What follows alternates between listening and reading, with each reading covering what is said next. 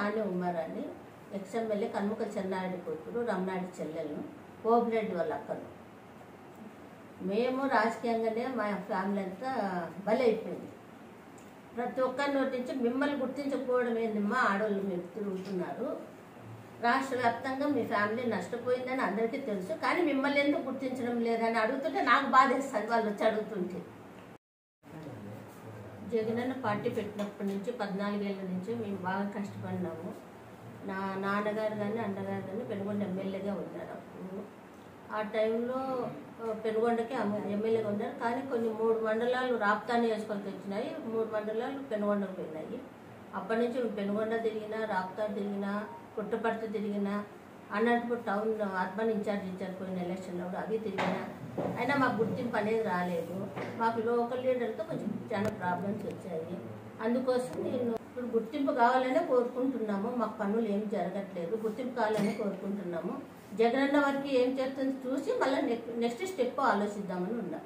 అన్నం నుంచి ఏమొస్తుంది చూసుకొని, లేదంటే ఇండిపెండెంట్ చేసిన పెడితే మా వరకు అయితే ఏం చేయట్లేదు. జగనన్న వరకు చేస్తే ఆయన గుర్తిస్తాడు. జనాలు ఎంతమంది ఉన్నా పిలుస్తాడు, చేస్తాడు. జగనానికి నేను ఒక్కదాన్నే కాదు కదా, అందరినీ గుర్తింపు పెట్టుకోవాలంటే పెట్టుకోలేదు కదా.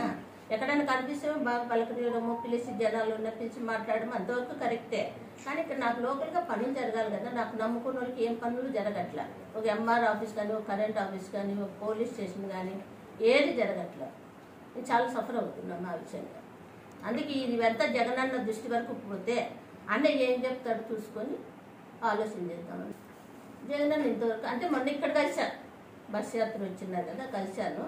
జనాలు అన్నగానే ఏం చెప్తాడు, కలిసి చేయండి అని చెప్పిపోయింది. ఉన్నాయి ఇప్పుడు జగనన్న వస్తున్నట్టు హెల్ప్యాడ్ పాస్ కావాలంటే ఏ ఎమ్మెల్యే దగ్గర పోయినా జరగదు. అన్న జగనన్న అపాయింట్మెంట్ కావాలని ప్రతి ఒక్క నాయకుని అడిగినా ఎక్కడ జరగట్లేదు. మాకేం గుర్తింపిస్తుంటే ఒక ప్రోటోకాల్ లేదు, ఏం లేదు. అది ఎట్లుంటుందంటే జనాల్లో ఏదో సామాన్య కార్యకర్తలు వెళ్ళి మా పరిస్థితి.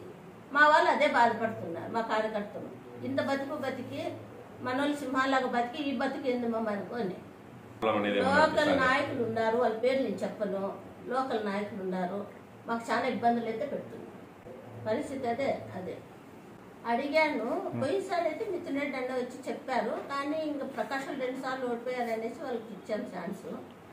ఈసారి గెలిచిన తర్వాత మాకేమీ స్పందన లేదు ఎవరి దగ్గర నుంచి. కానీ పెనుగొండ తిరిగినాం, పెనుగొండ ఎమ్మెల్యే స్పందించలేప్పుడు, పుట్టపర్తి, అనంతపురము, రాప్తాడు ఒక్క చిన్న పని కానీ జరగట్లేదు. నాకు వాళ్ళ చుట్టూ తిరుగుతున్నాం కానీ ఒక్క పని కానీ కావట్లేదు. మరి ఎందుకు మరి ఎలా చేస్తున్నారు కానీ తెలియదు. మరి ఇక్కడ లీడర్లు పోయి జగనన్నకి ఏం చెప్తున్నారు కానీ మాకు తెలియదు. అన్నక అపాయింట్మెంట్ ఇవ్వలే, మాకు తీసుకెళ్లాలనే ఉంది కానీ అపాయింట్మెంట్ ఇవ్వలే జగనన్న. అది ఇవ్వలేదనడానికి ఆయన వరకు పోయిందో కానీ లేదు తెలియదు నాకు. ఇక్కడ లోకల్ లీడర్లు చేస్తున్నారు కానీ మాకు అర్థం కాలే. మాకెందుకు గుర్తింపు రాకుండా ఉందో కానీ మాకు అర్థం కాదు. మేము చేతి నుంచి ఖర్చులు పెట్టుకుంటున్నాం, తిరుగుతున్నాము. మరి లోకల్ లీడర్లు ఏం చెప్తున్నారో మాకు తెలియదు. అపాయింట్మెంట్ కానీ రాలే. 5 ఏళ్ళ నుంచి అపాయింట్మెంట్ కోసం పోరాడుతున్నా కానీ రాలే. లేదు సజ్జలన్నతో కలిశాను, నీ పనులు చేసుకోమని చేద్దామన్నారు. మిథున్ రెడ్డి అన్న పెనుగొండలో బీసీని బాగా కలుపుకొని బొక్క అన్నాడు మొన్న తిరిగినప్పుడు. అది మేము బాగా సీరియస్గానే చేసాము. మళ్ళీ తీసుకొచ్చి ఉషాశ్రీ కానీ పెట్టారు. అది మేము డ్రాప్ అయినా. మళ్ళీ ఇంకా పార్టీ మారే అవకాశాలు ఏం లేదు, కానీ జగనన్న అంటే అభిమానం. మేము పార్టీ మారే ప్రసక్తి ఉండదు. ఇండిపెండెంట్గా అయితే వేయాలంటున్నాం.